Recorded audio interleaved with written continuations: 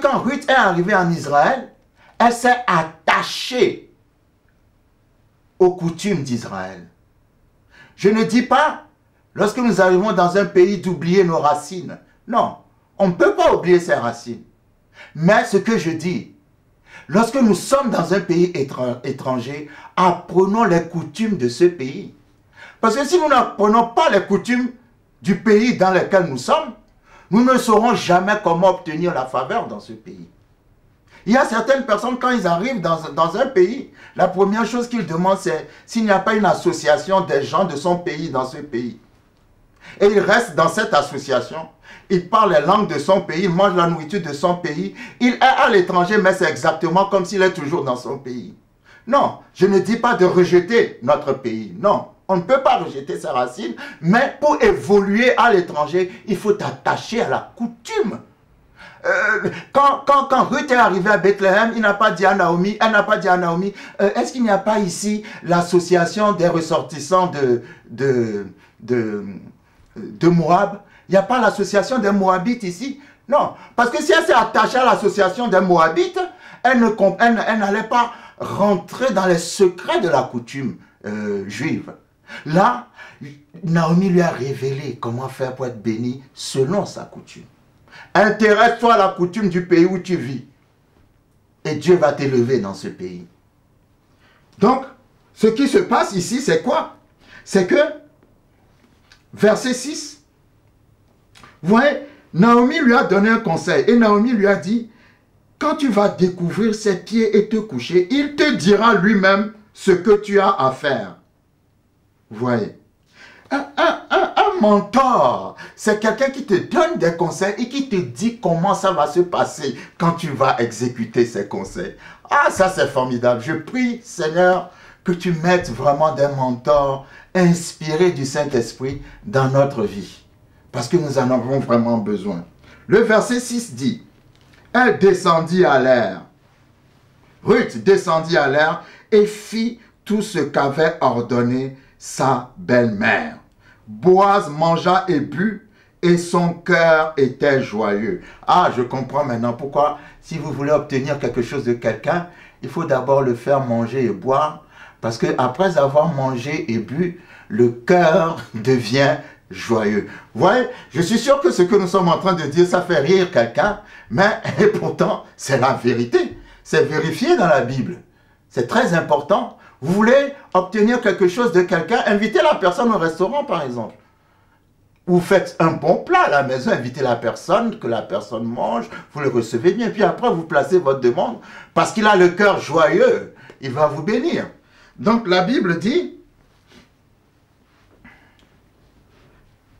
Boaz mangea et but, son cœur était joyeux. Il alla se coucher à l'extrémité d'un tas de gerbes. Ruth vint alors tout doucement, découvrit ses pieds et se coucha. Alors, découvrir les pieds de quelqu'un, ça veut dire que Ruth a enlevé la couverture qui couvrait ses pieds. Alors, Ruth a enlevé la couverture qui couvrait ses pieds et Ruth s'est couchée aux pieds de Boaz. Alors, la Bible dit, au milieu de la nuit, cet homme eut une frayeur.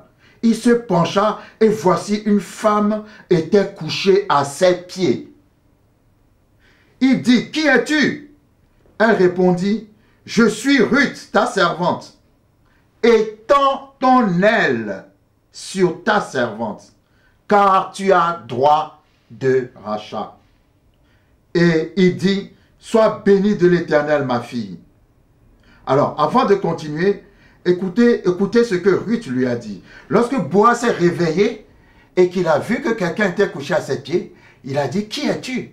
Et Ruth a parlé et Ruth lui a dit, étends ton aile sur ta servante. Étends ton aile sur ta servante. Nous allons nous arrêter sur ce mot aile pour pouvoir, comment dirais-je, mieux comprendre ce que Ruth voulait dire par elle. Souvenez-vous, lorsque Boaz avait parlé à Ruth, il avait dit à Ruth dans Ruth chapitre 2, il avait dit que l'Éternel te rende ce que tu as fait et que ta récompense soit entière de la part de l'Éternel, le Dieu d'Israël, sous les ailes duquel tu es venu te réfugier. Donc, nous rencontrons souvent le mot « elle » dans ce texte. C'est quoi les ailes en question? Ruth a dit à Boaz, étends ton aile sur moi. Ça veut dire, étends ta grâce sur moi. Étends ta protection sur moi. Étends ton amour sur moi. Étends ta miséricorde sur moi. Et d'une façon plus concrète, je vais vous montrer un peu de quoi il s'agit lorsque la Bible parle des ailes. Alors, c'est quoi les ailes? Vous savez, les Juifs, dans leur coutume, ont l'habitude d'utiliser un châle qu'ils appellent le talit. Alors, le talit, c'est ça, que beaucoup d'entre vous, certainement, vous connaissez. Souvent, ils mettent le talit sur eux, n'est-ce pas? Et normalement, les rayures qu'il y a dans le talit, originellement, normalement, ça devrait être de couleur bleue. Ici, c'est de couleur noire, mais ce n'est pas grave. Essayons de découvrir la vérité qu'il y a derrière cela. Donc ça s'appelle le talit. Et le talit se termine toujours au bout par des franges. Alors ce sont ces franges-là, ces franges que l'on appelle ailes. Ces franges, ce sont les ailes. Alors, il y a des passages dans la Bible que nous avons déjà lus et qui, en fait, ont un sens complètement différent lorsque nous tenons compte de la valeur du talit. Par exemple, lorsque Ruth dit à Boaz, « Étends sur moi ton aile », ça veut dire « Étends sur moi les franges de ton talit ». Et pourquoi est-ce qu'elle dit cela? Parce que l'aile, qui sont les franges du talit, dans l'aile se trouve la guérison. Lorsque nous allons dans Malachie chapitre 4, par exemple, nous allons voir dans Malachie chapitre 4, la Bible dit, à son verset 2, « Mais pour vous qui craignez mon nom, se lèvera le soleil de la justice. » Le soleil de la justice, c'est Jésus-Christ. « Pour vous qui craignez mon nom, se lèvera le soleil de la justice, et la guérison sera sous ses ailes. » La guérison sera sous le talit, dans les franges. C'est ça les ailes. Et vous vous souvenez, allons rapidement dans Marc chapitre 5. Dans Marc chapitre 5, nous allons revoir sous un autre jour, sous un jour nouveau, ce texte de Marc chapitre 5. La Bible dit, dans ce passage, qu'il y avait une femme qui souffrait d'une perte de sang depuis 12 ans. Marc chapitre 5, à partir du verset 25. Or, il y avait une femme atteinte d'une perte de sang depuis 12 ans. Elle avait beaucoup souffert entre les mains de plusieurs médecins. Elle avait dépensé tout ce qu'elle possédait et elle n'avait éprouvé aucun soulagement, mais était allée plutôt en empirant. Ayant entendu parler de Jésus, elle vint dans la foule par derrière et toucha son vêtement. Car elle disait, si je puis seulement toucher ses vêtements, je serai guérie. Au même instant, la perte de sang s'arrêta et elle sentit dans son corps qu'elle était guérie de son mal.